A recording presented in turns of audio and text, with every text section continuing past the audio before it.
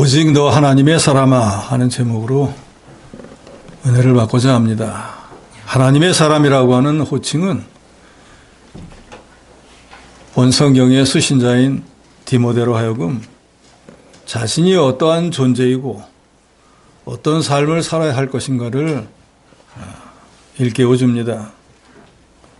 이 말은 구약시대에는 특별히 선지자들이나 특별한 인물들인 예를 들어서 모세나 다윗, 엘리야, 엘리사 같은 사람들에게 사용이 되었었습니다. 그런데 신약 시대에 와서는 이 말이 일반화가 되어서 모든 믿는 신자들에게 다 사용이 됩니다. 하나님의 사람, 이 말은 단순히 하나님을 믿는 자라는 뜻이 아니라 하나님을 주인으로 모시는 사람, 하나님의 소유이며 하나님께 속한 존재라는 뜻입니다.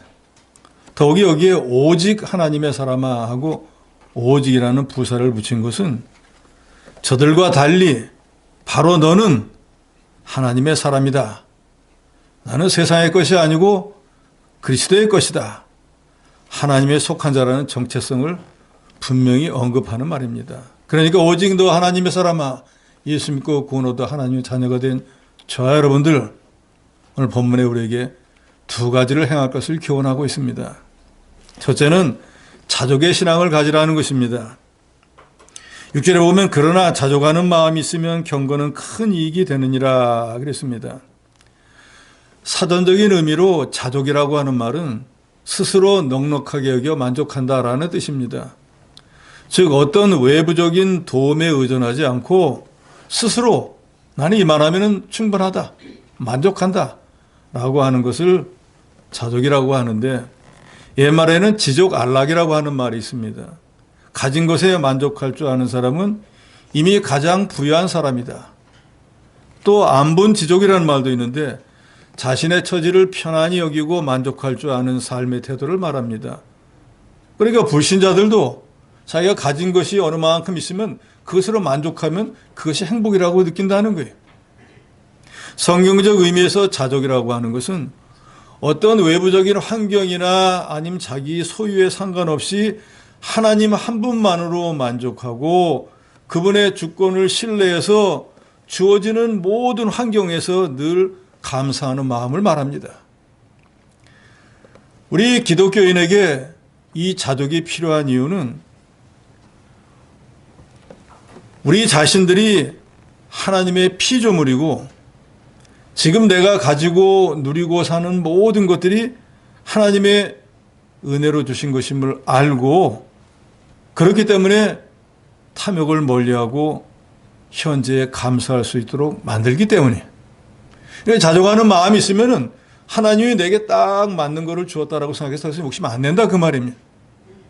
그렇기 때문에 자족은 경건에 큰 유익이 된다라고 오늘 본문에도 말씀하고 있습니다. 바울이 6절에서 말하는 자족은 나는 뭐 가난해도 괜찮아, 상관없어 하는 그런 어떤 체념이 아니고 하나님께서 지금 내게 가장 좋은 것을 주셨다는 것을 온전히 믿는 것입니다.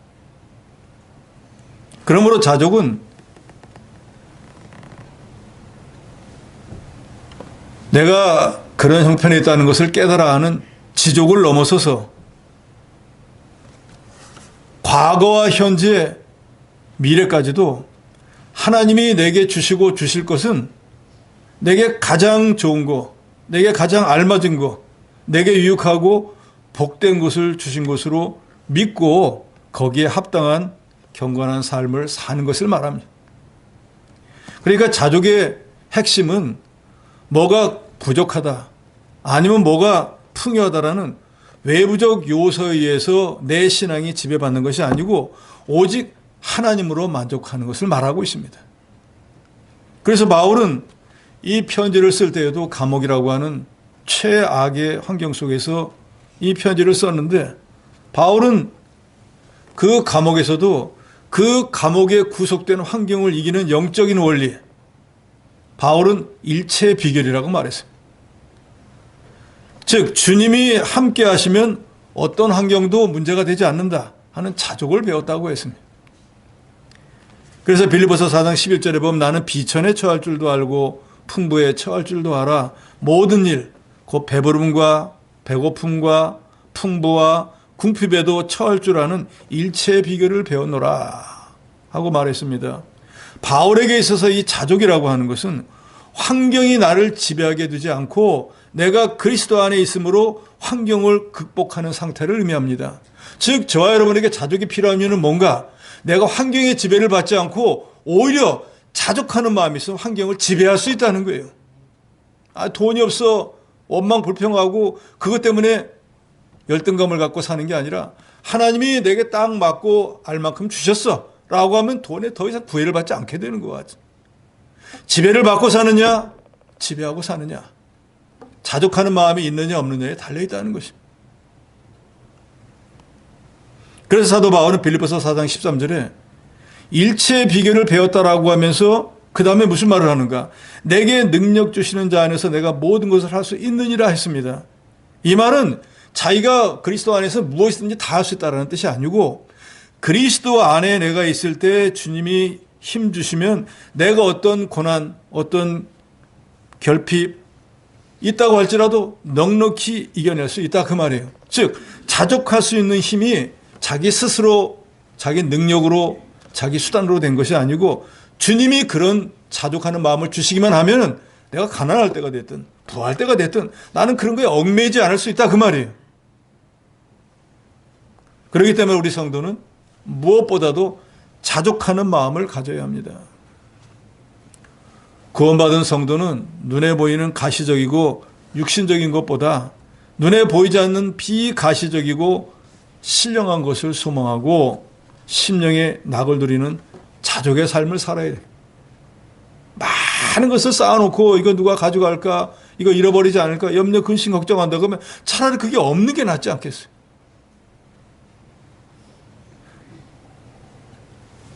우리가 왜 자족의 삶을 살아야 합니까?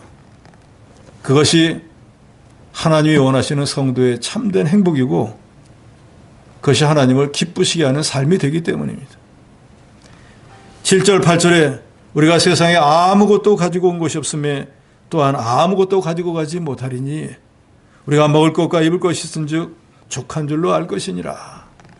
정말로 저 여러분이 이 말씀에 그대로 순종하는 삶을 산다고 하면 우리가 뭘 좀 더 가졌다고 아니면 좀 더 부족하다고 해도 하나도 염려 근심 걱정이 되지 않을 것이. 그저 오늘도 한 끼 먹었는데 오늘도 잠자리가 있는데 오늘도 내가 주님 앞에 나 예배드릴 수 있는데 라고만 생각하면 더 이상 필요할 것이 없습니다. 그저 하루하루 먹을 것과 입을 것이 그것만 해도 감사하고 족한 줄로 여길 줄 아는 그런 믿음을 저희가 가져야 될 것입니다. 인생이라고 하는 게 본문에도 나오지만 빈손으로 왔다가 빈손으로 가는 것뿐입니다. 아무리 대단한 부귀영화 누렸다고 해도 이 세상 떠날 때 아무것도 가지고 가지 못해. 100칸집, 1000칸집에 살았다고 해도 세상 떠날 때는 겨우 묻혀봐야 2평도 안 돼요. 그렇기 때문에 우리가 어떤 존재인지를 알고 자족하는 마음을 가지면 주님의 은혜로 지금까지 살았는데 주님의 은혜로 지금까지 다 먹을 거 입을 거 있었는데 라고 어떤 환경에도 지배를 받지 않는다고 오직 주님이 나와 함께 계시니까 늘 평안한 마음을 갖는다고 하면 그것이 말로 참된 복일 것입니다. 그리스도 안에 우리가 있기 때문에 풍요로울 때나 아니면 굶주릴 때도 그런 외부적인 환경에 이렇게 저렇게 내 믿음이 요동하지 않고 자기 믿음을 잘 지킬 수 있는 것, 그는 자족하는 마음이 있어야 됩니다. 10절에 돈을 사랑하며 일만하게 뿌리가 되나니 이것을 탐내는 자들은 미혹을 받아 믿음에서 떠나 많은 근심으로 자기를 찔렀도다 그랬습니다. 자족하는 마음이 없으면 그 자족하는 마음 대신에 욕심이 들어오게 됩니다. 욕심이 들어오면 이내 그 욕심을 어떻게든지 이루기 위해서 하나님 말씀을 어기게 되고 결국은 범죄에서 범죄의 대가인 사망에 이르게 됩니다. 사람들은 물질이나 학식, 지식, 명예, 권세, 영광을 다른 사람보다 더 많이 가지는 부자가 되기를 누구나 다 소망합니다. 그런데 문제는 그 부하려고 하는 그 마음에서부터 문제가 생기기 시작한다는 거예요. 자족은 하나님이 준 걸 인정하고 만족하는 거예요. 하나님이 내게는 이 정도만 주시면 됐어 라고 인정하니까 하나님이 주신 거 이상을 탐내지 않습니다. 그런데 탐욕은 뭐예요? 하나님이 주신 거 이상을 더 원하는 거예요. 그건 욕심으로 구하는 것입니다. 그래서 그 부하려는 마음을 갖게 되면은 제일 먼저는 시험에 들게 되고, 그 다음에는 올무에 걸리게 되고, 그 다음에는 여러 가지 어리석고 해로운 욕심에 떨어져 결국은 파멸과 멸망에 이른다고 구절에도 분명히 언급하고 있습니다. 프랑스의 유명한 작가인 알베르 까미는 인간의 육체와 영혼은 죽은 후에만 썩는 것이 아니라 생명이 남아있는 동안에도 절망과 욕심 때문에 썩어간다라는 말을 했습니다. 여루성을 정복할 때 하나님은 이스라엘 모든 백성들에게 금은 동처를 하나님께 바치라고 분명히 그 모든 백성들에게 사전에 고지를 했습니다. 그럼에도 불구하고 아간이라고 하는 사람은 그 하나님 말씀을 어기고 시날산의 아름다운 외투 한 벌, 은 200세겔, 50세겔 중에 금덩이 하나를 자기 집에 감추었다가 하나님이 진노로 인해 가지고 징계를 받게 되었을 때 이게 누구로 인한 것인가 하고 제비를 뽑으니까 아간에게 딱 걸렸습니다. 그래서 그 사실이 발각되고 난 뒤에 이 아간은 자기뿐만 아니라 자기 집에 속한 모든 소유물과 함께 아골 골짜기에서 이스라엘 백성들에서 돌로 치고 불사름을 당하고 망해버리고 말았습니다. 성경은 분명히 말씀합니다. 부하려고 하면은 시험과 올무 여러 가지 어리석고 해로운 욕심에 떨어져서 그 결과는 파멸과 멸망이라고 했는데 아간은 그것을 우리에게 실증적으로 보여주고 있습니다. 광야에서 하나님께서 아무 수고도 하지 않은데도 날마다 만나를 내려주시고 반석을 갈라서라도 광천수를 먹이셨는데도 그 수로 부족하고 정력이 떨어져서 살 수가 없다. 고기를 먹어야 된다라고 아우성을 쳤던 이스라엘 백성들에게 하나님께서 몇 대라도 코에서 단내가 나도록 고기를 먹여주시겠다 해가지고 고기를 주었지 않습니까? 그래서 그 탐심으로 했던 사람이 그 고기를 음식으로 만들어서 자기 입에다 넣고 삼키기도 전에 하나님의 징계가 임해서 죽어버리고 말았습니다. 그래서 그 욕심을 해나다가 죽어버린 사람들을 장사한 곳을 기브롯 핫다와라고 했는데 그 뜻은 욕심의 무덤이라 그랬어요. 부하려는 마음, 물질을 사랑한 자들의 결국은 이처럼 미혹을 받아 믿음에서 떠나 악을 행하다가 결국은 멸망으로 마쳤다는 역사적 사실을 우리가 분명히 알고 있습니다. 우리가 사는 이 세상은 나그네와 행여같이 잠시 잠깐 지나가는 것에 불과하기 때문에 우리 예수 믿고 구원 얻은 성도들은 무엇보다도 자족하는 마음을 가지셔야 됩니다. 왜?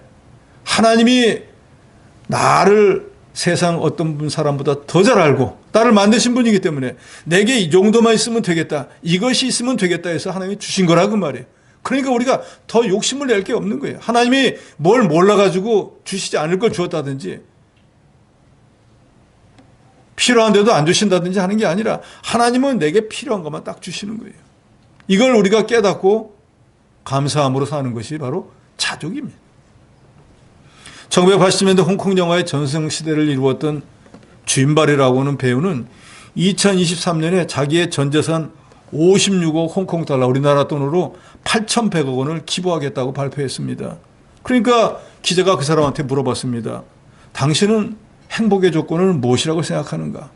그러니까 이 사람은 이런 말을 했다 그래요. 소박한 생활, 매일 세 끼 밥을 먹고 잘 수 있는 작은 침대 하나면 족하지 않습니까? 필요한 건 그것이 다입니다. 불신자도 이런 마음으로 사는데 그리스도 구속의 은혜로 구원받은 저와 여러분이 이런 믿음으로 살지 못한다고 하면 하나님이 얼마나 안타깝게 생각하시겠습니까? 자족은 내 형편이 넉넉해서 만족하는 것이 아니고 하나님 한 분만으로 충분하다는 신앙 고백이라는 걸 믿으시기 바랍니다. 그러니까 우리가 자족한다는 건 내가 가졌기 때문에 자족한 게 아니에요. 부족하기 때문에 못하는 것이 아니라 그 말이에요. 자족이라고 하는 건 부자가 됐든 가난이 됐든 사도 바울이 말한 일체의 비결이잖아요. 난 감옥에 있어도 즐거워. 궁핍을 당해도 나는 행복해. 하나님의 은혜로 내가 부유함을 누릴 때도 그것도 감사해. 어느 경우에든지 그것에 얽매이지 않는 거예요. 정말로 저 여러분 이런 자족의 신앙을 가진다고 하면 우리가 뭐 좀 형편이 나아지든지 아니면 그보다 못하든지 그게 우리에게는 전혀 문제가 되지 않습니다. 하나님이 나와 함께 계시기만 하면 오케이인 거예요. 하박국 3장 17절로 18절에 보면 비록 무화과 나무가 무성하지 못하며 포도나무에 열매가 없으며 감람나무에 소출이 없으며 밭에 먹을 것이 없으며 우리의 양이 없으며 외양간에 소가 없을지라도 나는 여호와로 말미암아 즐거워하며 나의 구원의 하나님으로 말미암아 기뻐하리로다. 하박국 선지자는 모든 것이 다 없어진다고 할지라도 여호와로 말미암아 즐거워하고 구원의 하나님으로 말미암아 기뻐한다 그랬습니다. 이것이 바로 자족신앙의 정수입니다. 내게 뭐가 있다 없다 그렇기 때문에 즐겁다 기쁘다가 아니라 있고 없고는 나하고 문제가 없고 내가 하나님의 자녀로 여전히 인정받고 산다는 그것이 나에게는 기쁨이고 즐거움이라는데 오늘 이 시대를 살아가는 저 여러분도 이 믿음을 가지셔야 합니다. 그런다고 하면 우리가 좀 잘 되었든지 아니면 못 되었든지 어제보다 오늘이 좀 현찮든지 더 나아졌든지 그건 우리에게 아무 상관이 없어요.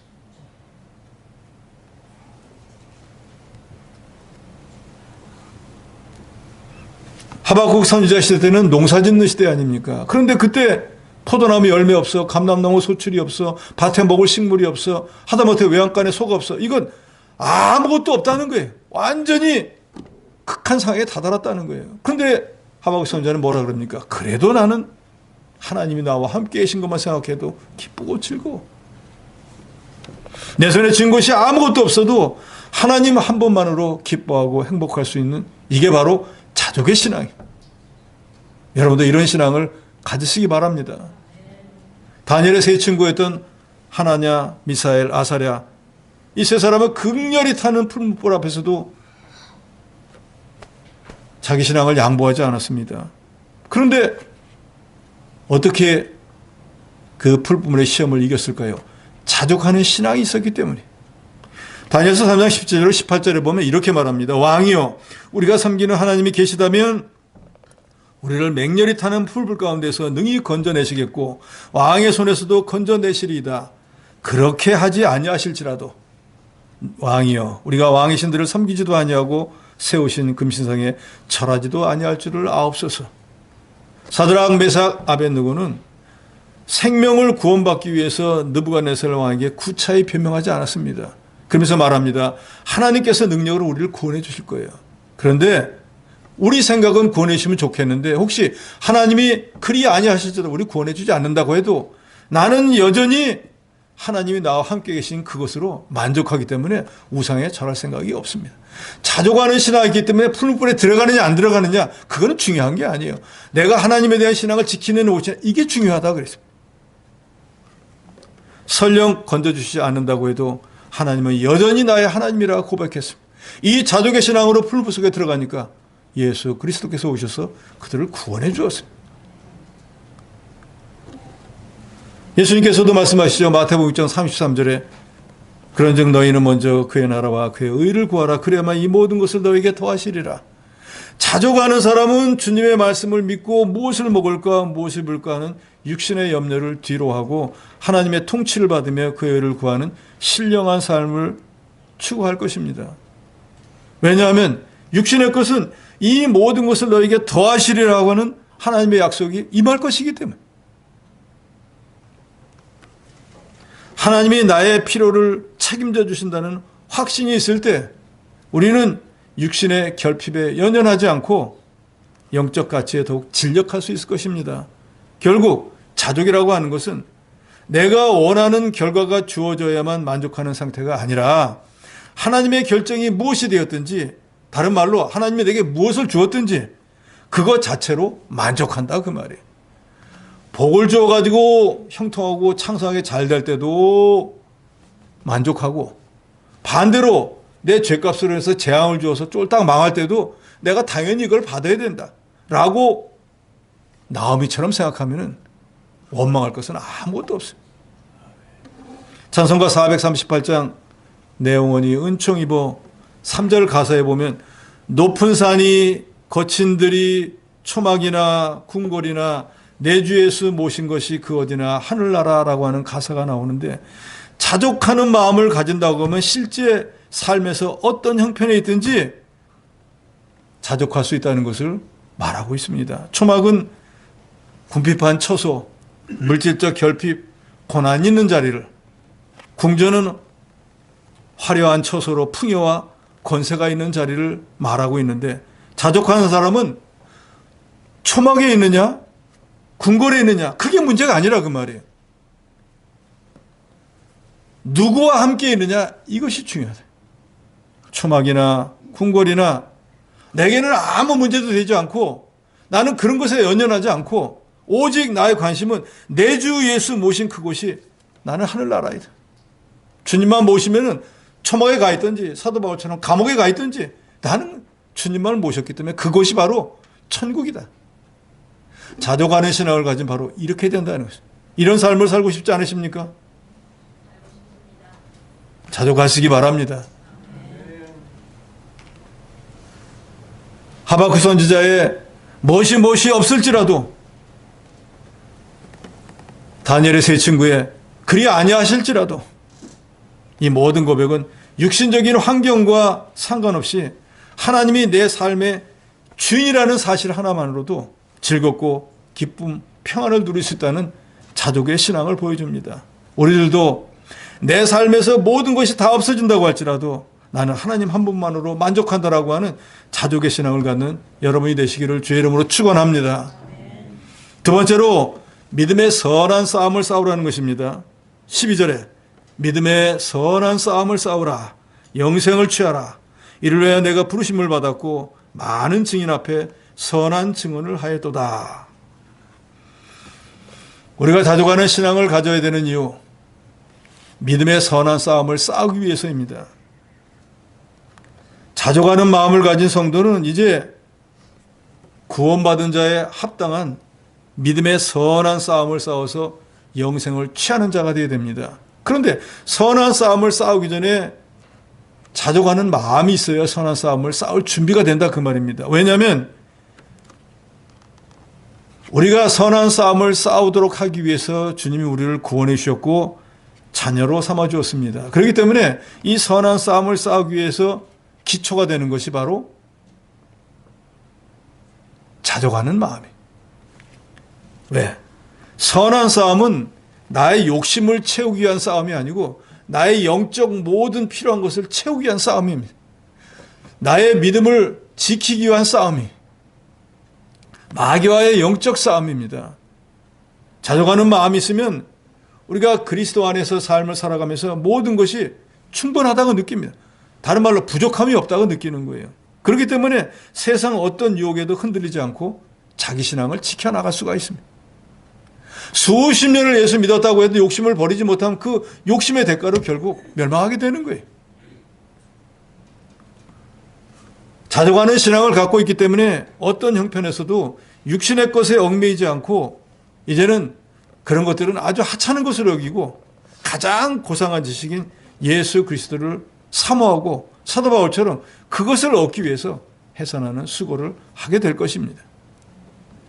신명기 8장 3절에 보면 너를 낮추시며 너를 줄이게 하시며 또 너도 알지 못하며 내 조상들도 알지 못하던 만나를 내게 먹으신 것은 사람이 떡으로만 사는 것이 아니요 여호와 입에서 나오는 모든 말씀으로 사는 줄을 내가 알게 하려 하심이라 그랬습니다.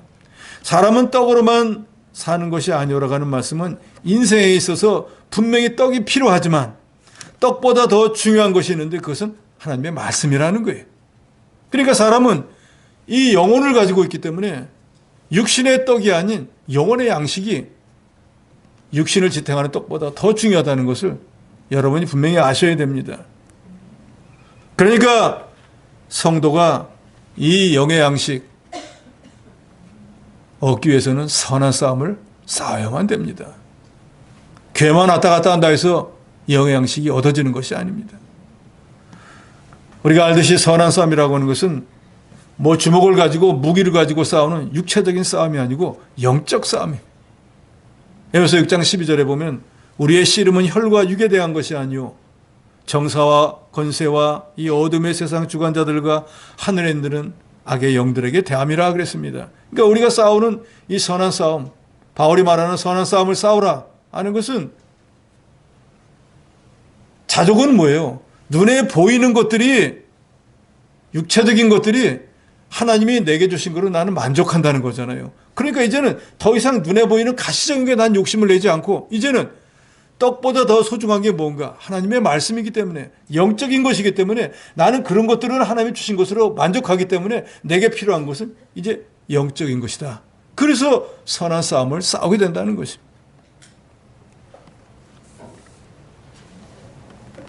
믿음의 선한 싸움을 싸우라고 했는데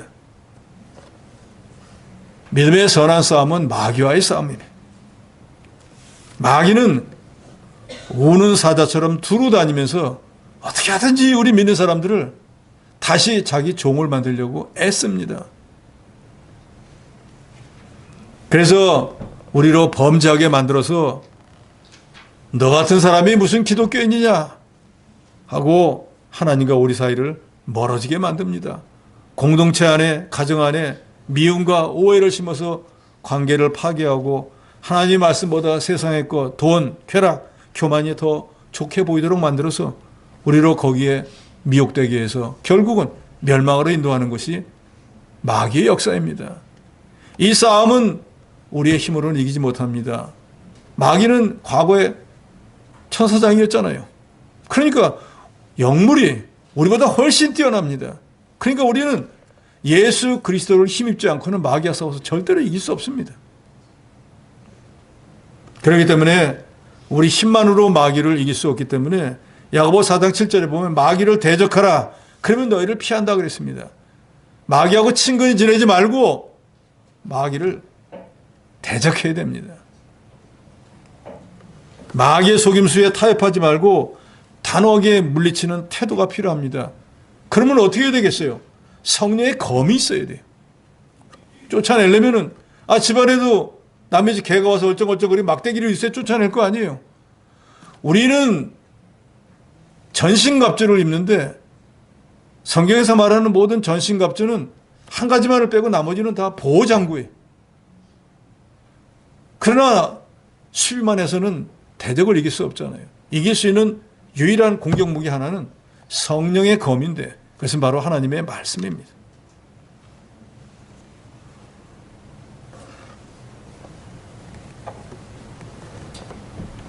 우리의 선한 싸움은 자기 믿음, 자기 신앙을 지키기 위해서 싸우는 것입니다. 그러니까 자기 믿음을 지키지 않는 사람은 선한 싸움이라는 것 자체가 없습니다. 여러분들이 월요일부터 토요일까지 각자 세상에서 주어진 일을 하려고 얼마나 피곤하고 얼마나 수고를 많이 하고 얼마나 힘듭니까? 지치고 힘들고 그래서 오늘 주일 하루는 집에서 아무 생각 없이 푹 쉬어야 되는데 오늘은 주의 날이라고 새벽부터 주님 앞에 나오라고 하니까 너무너무 힘든 일이에요. 그럴 때 마귀는 얼마나 친근하게 여러분 귀에다가 속삭여 줍니까? 너무너무 한 주 힘들었잖아. 한 주 빠진다고 죽나? 먼 집사도 안 나오던데 너도 쉬어. 그래야 다음 한 주간을 살아가지. 하니까 내 몸과 내 육체 너무너무 필요한 말을 해주니까 그 마귀의 묘기에 안 넘어갈 수가 없습니다. 그런데 우리 안에 계신 성령 하나님은 너무 야박하잖아요. 오늘 주의 날인데 뭐 하는 거야? 하나님을 기쁘시게 나가야지. 근데 그 말은 잘 안 믿어지네. 마귀의 묘기 훨씬 더 달콤하게 들릴 수밖에 없습니다. 그러니까 이 성령의 권명과 마귀의 묘가 서로 싸우는 게 이게 바로 선한 싸움이에요. 어느 뜻을 따를 것인가? 질 수도 있고 이길 수도 있는 것입니다. 빌립보서 1장 29절로 30절에 보면 그리스도를 위하여 너에게 은혜를 주신 것은 이건 그리스도 예수를 믿음으로 너희가 구원받은 것은 하는 말입니다. 다만 그를 믿을 뿐 아니라 또한 그를 위하여 고난도 받게 하심이라. 그러니까 예수 그리스도를 믿어 구원받은 저와 여러분에게는 예수 믿고 천국 가는 그거는 우리에게 보장이 돼 있어요. 그런데 그것만 알 게 아니고 그 반면에 우리가 분명히 알아야 되는 한 가지 사실은 뭔가, 예수님이 내 죄 때문에 십자가에서 대신 죽어주시고 나는 그것을 믿음으로 구원을 받았는데, 그렇기 때문에 천국 가는 그것은 당연한 것이고, 그 반면에 뭐가 있는가? 나를 위해서 십자가에 그토록 고통을 당하고 피 흘리신 그 주님만큼 그 주님을 위한 고난도 있다는 것을 저 여러분이 아셔야 된다는 거예요. 많은 신앙인들이 이것을 아예 생각지 않고 잊어버리려고 하는 사람들이 너무나 많습니다. 십자가 없는 예수 그리스도 평안하게 믿으려고 하는데 그런 십자가는 있을 수가 없습니다.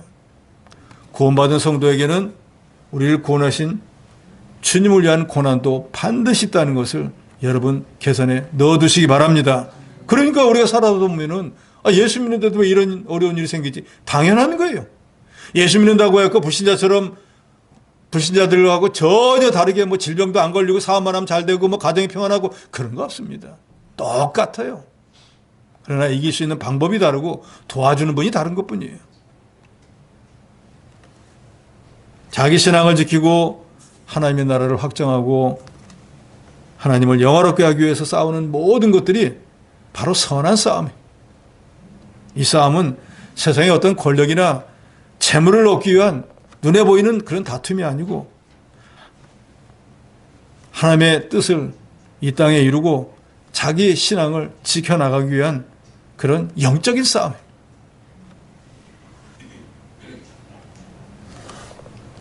모든 성도는 이 믿음의 선한 싸움을 싸워야 할 사명이 있습니다. 선한 싸움은 하나님께 대한 자기 신앙, 자기 순전을 지키기 위한 영적 싸움이기 때문에 믿음이 없거나 아예 믿음을 버린 사람은 싸울 이유가 없습니다. 그런데 여기 싸우다라고 하는 헬라 원어를 보면은 시합에 이기기 위해 애쓴다. 즉 운동선수가 경기에 나가서 최선을 다하듯이 우리 성도는 선한 싸움을 싸울 때 대충 하는 게 아니라 상을 받기 위해서 꼭 승리하기 위해서 무진 애를 써야 되는 것처럼 사도 바울은 그것을 극단적으로 해선하는 수고라고 했습니다.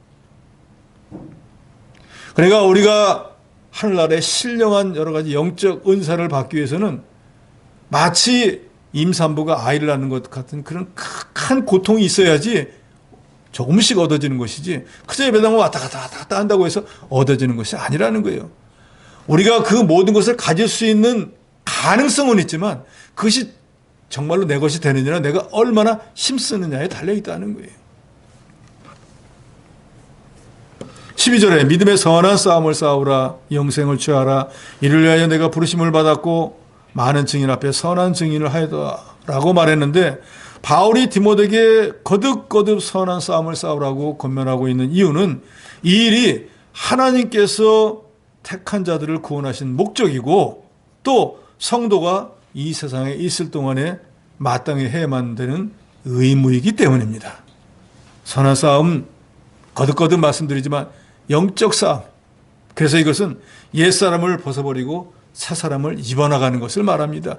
옛사람의 행위 그것은 썩어져가는 구습이라고 그랬어요. 그걸 따라가면 결국은 멸망해버린다 그 말이에요. 그런데 저와 여러분은 예수를 구주로 믿는 그 순간에 어떤 변화가 있는가? 새 사람이 되었어요. 새 사람으로 점점 만들어져 나가는 게 아니라 예수를 구주로 믿는 그 순간에 뭐가 됐다고요? 옛사람은 죽어버리고 새 사람이 되었다 그 말이에요. 새 것. 그러니까 새 사람에게 옛 것은 어울리지가 않습니다. 그러잖아요?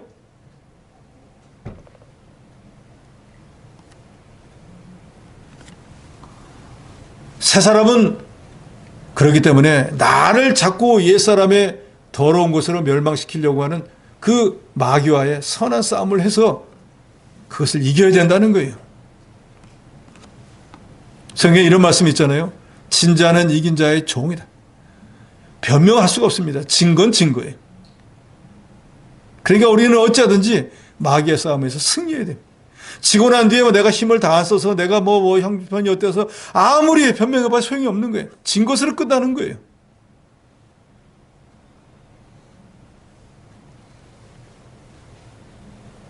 그리고 이 선한 싸움은 우리가 주님 앞에 갈 때까지 계속 해야 되는 거예요. 그러니까 몇 번 싸우다 마는 게 아니라 주님 앞에 갈 때까지 이 세상 떠날 때까지 끊임없이 싸워야 된다는 것입니다. 그래서 바울은 빌립보서 1장 21절에 그러므로 나의 사랑하는 자들아 너희가 나 있을 때뿐만 아니라 더욱 지금 나 없을 때에도 항상 복종하여 두렵고 떨림으로 너희 구원을 이루라 그랬습니다. 구원을 이룬다. 다른 말로 선한 싸움을 싸운다. 나 자신을 그리스도의 사람으로 점점 만들어 나간다. 똑같은 뜻입니다. 그래서 믿음의 선한 싸움을 싸우면 어떤 결과가 있는가? 12절에 보면 영생을 취하게 된다 그랬습니다. 영생은 천국에 가서 영원토록 사는 거, 또 우리 영혼이 이 땅에서 살면서 주의 말씀으로 점점 새 생명으로 점진적으로 진보해 나가는 거, 또 영혼이 질적 양적으로 자라나는 걸 말합니다. 그러니까 선한 싸움을 싸우면 싸울수록, 즉 마귀와의 싸움을 이기면 이길수록 우리 인격이 점점 그리스도를 닮아 나간다 그 말이에요. 우리가 예수님을 믿는 목적은 뭡니까? 그것은 하나님을 영화롭게 하고 진리를 세워나가고 자기 구원을 이루어 나가는 일입니다.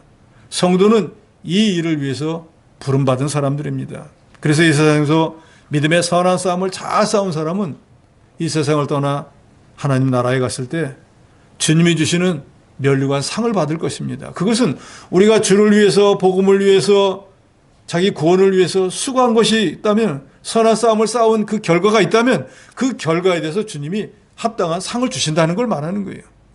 그러니까 우리가 이 땅에서 이 선한 싸움을 쌓은 모든 것들이 헛된 것이 아니라 장차 우리 본향에 갔을 때 그 본향에 주신 하나님께서 다 인정해 주시고 상으로 갚아주신다는 거예요.